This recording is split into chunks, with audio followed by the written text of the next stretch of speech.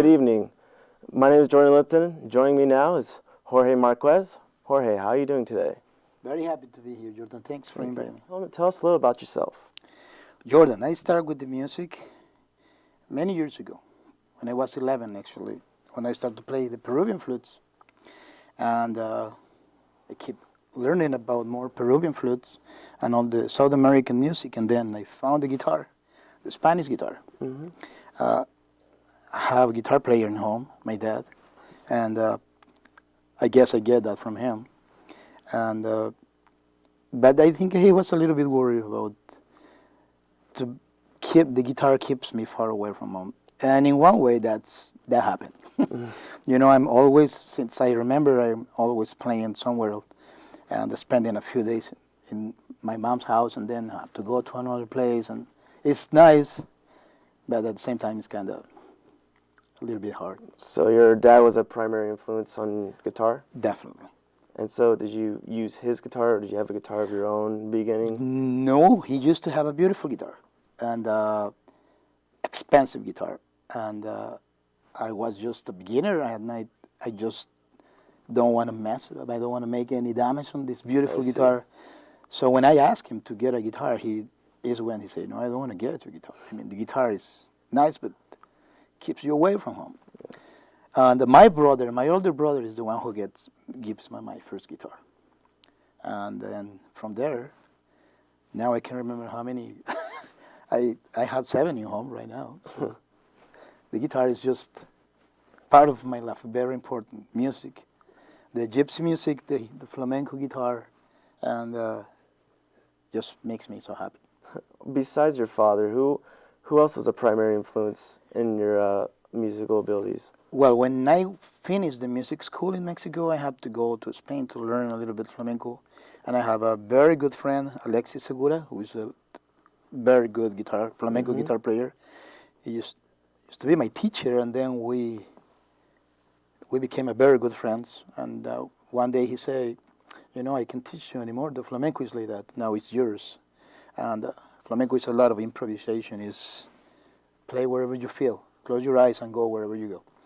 And we became a duet, and we started to play 6 months in Spain, 6 months in Mexico, and but of course, the most important influence was Paco de Lucia. I think for too many people, Paco is the best, the most important influences. And when he arrived on the scene, what was your general reaction to Paco? You know, I was telling you, I meet Paco in Playa del Carmen, Mexico. I used to have a house. Well, he has a house there in a place called Expoja. But when he goes there, he's just to have a break. He don't wants to know anything about nobody. He's kind of a lonely man. Now he married a Mexican girl, and he makes a new CD for his new boy, Cositas Nuevas. And I met him kind of a big surprise. I get invited to a party, and it was his house. And when I saw him in person, it was like, oh my gosh, you know, this is a dream. I mean, now, man. And I have a chance to shake his hand, and this after this night was stronger. My Your will to feel, what I feel for the flamenco guitar.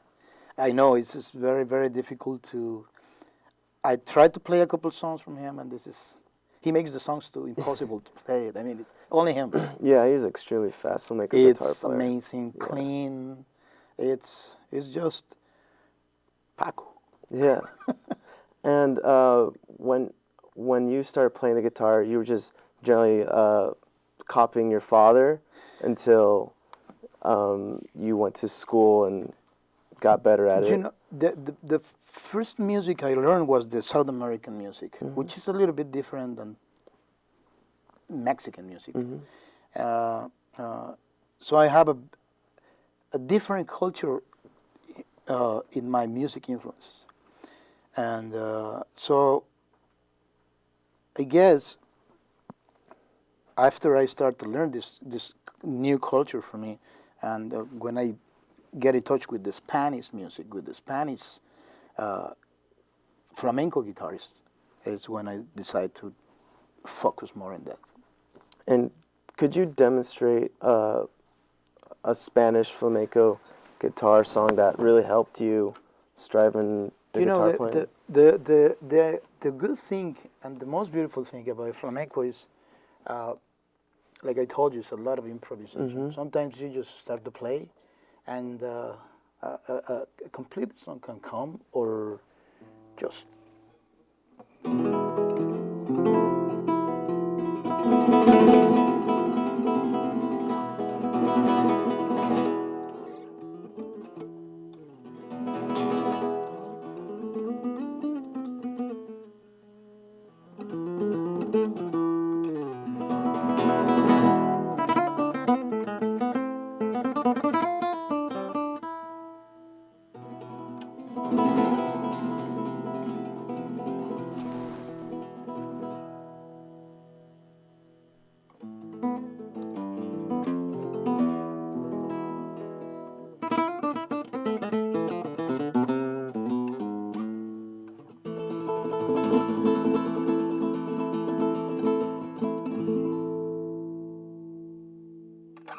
That's quite impressive. Just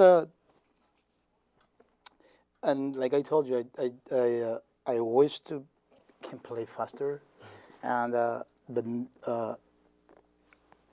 it's just now a lot of very young guys playing out there, very talented guys I meet. Like I work in Disneyland, and we play in Disneyland a couple times. Like some guys says, "Can I play your guitar?" And you know what? It's a little bit difficult to say, yeah. You know, it's very expensive, and it's your guitar, and it's very hard to say. There's emotional attachment to it. But, you know, I saw these kids sometimes very, please, please. So I decided a couple nights ago in Disneyland to say, okay, try it. And this kid was playing. I think I'm going to put it in my band already. Yeah, it's a lot of talented kids around there. Yeah. So. Honestly, since you're playing, just to come up and just take your guitar and start wailing on it, that's. And you know, one thing takes me to another one. When I start to play these beautiful Peruvian flutes, I get into all these amazing instruments they have in South America. I want to explain a little bit about this because you know my band. My project is Jaguar World Music. Why Jaguar? Because I'm from Mexico. I'm Aztec. My blood is Aztec, and the Jaguar for the Aztec was loyalty, fidelity, passion. This is the reason I picked that name. And I was living in the Caribbean, in Yucatan, for too many years, and I have a chance to work for Jaguar rescue centers in Belize. So I fell in love with the Jaguars. It's an amazing animal. And so Jaguar World Music is trying to make a little bit of everywhere, you know. We have in the show we can play a Russian song with the Russian instruments, and then move to Bolivia, change the instruments for Bolivian instruments, go to Mexico and change Aztec and Mayan flutes like I want to show you in a minute. And to try to to show the people a little bit about culture from all over the world. And I want to show you a little bit of this instrument. This is an amazing Bolivian string instrument. The name is charango. Wow. And as you can see, this is very old. Yeah, there's an armadillo. Well, the idea when the Spaniards came and they saw the guitar, or the mandolin, they tried to make their own guitar, their own mandolin, but they don't have the same tools and nothing to do. So they picked the armadillo like the box resonance. And it's an incredible sound. This one, unfortunately, is broken. And in one way, it's now I want to show you the one in a minute. This is a real armadillo. And as you can see, the hair is going to be growing forever. Yeah. You know, it's don't stop. This is an amazing thing. So I have now this one in my house, like, you know, everybody can see that my kids, the new generations, that's what I want to save this instrument. Now, they don't make it anymore. They try to save the armadillo, so they are making now the electric ones. That's also nice. It's a beautiful piece. The sound is incredible, and the best thing is we are saving these guys. They are very smart decision, and if you find one, it's going to be very expensive.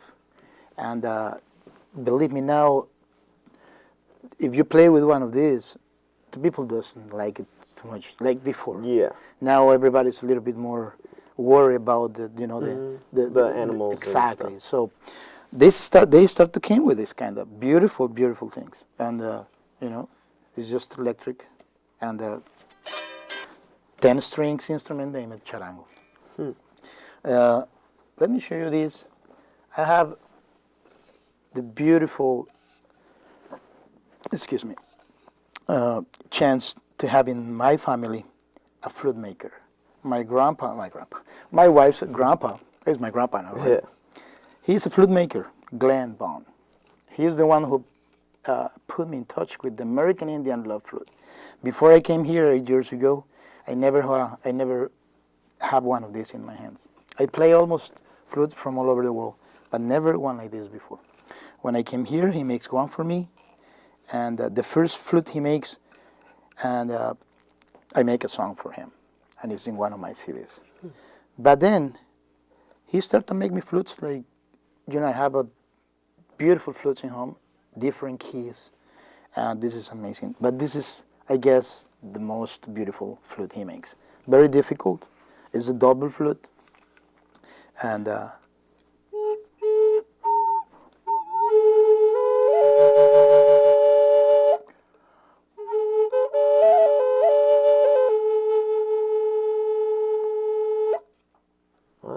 And it's two notes. It's in harmony. exactly. So I played this flute a couple months ago in a winery in Napa, and I was just focused on the concert. I closed my eyes and I started to play. And when we finished the concert, I saw somebody in the green room asking for me. I was an Indian guy, and an American Indian. Even have a very nice shirt with all these beautiful colors. And he was wondering about who makes this flute. And I told him it was the grandpa and everything. And so, anyway. He was interested, and you it's just the nice and the best thing about music is you don't need any word. I have a chance to play in different countries.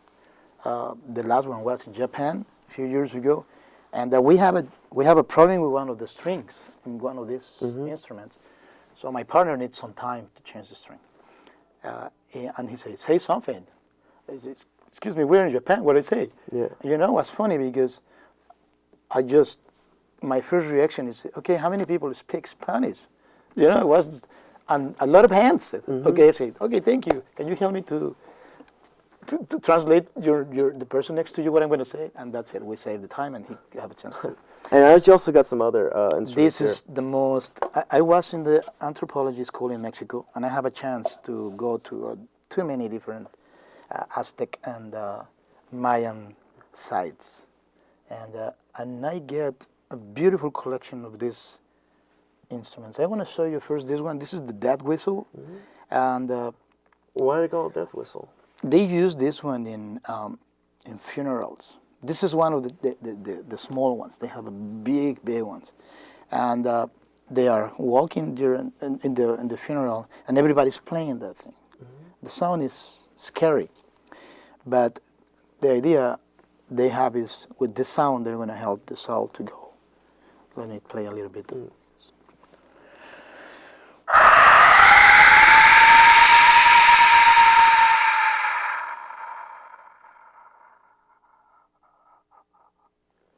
So just imagine, that is pretty scary. Just imagine 100 of these at the same time.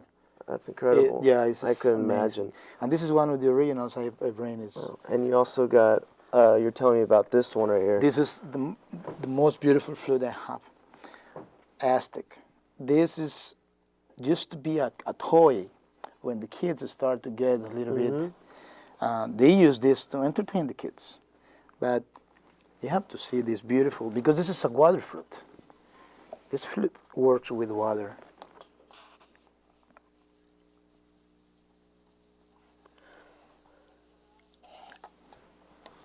Thank you. Now, please pay attention on the face. Mm-hmm. That's cool. It's an amazing. Wow.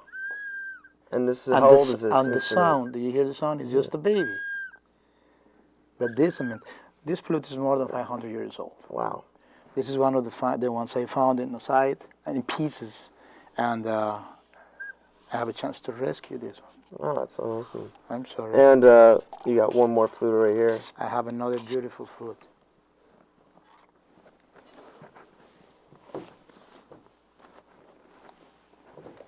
This is another.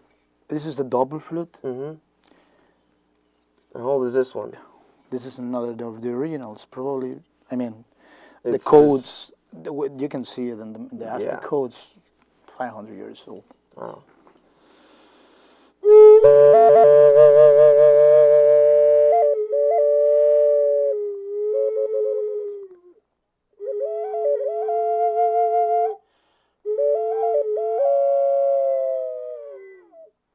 Wow, that's absolutely beautiful. It's amazing. I have another one somewhere. Oh. It's a tribe. It's a three flutes in one. The shape is a snake. Yeah, amazing. They are, it's like I was telling you, the artists who make these flutes, especially this one, Yeah. 500 years old. That's incredible. Well, I want to thank you for coming down. It was a pleasure. Jordan, my pleasure. Yeah.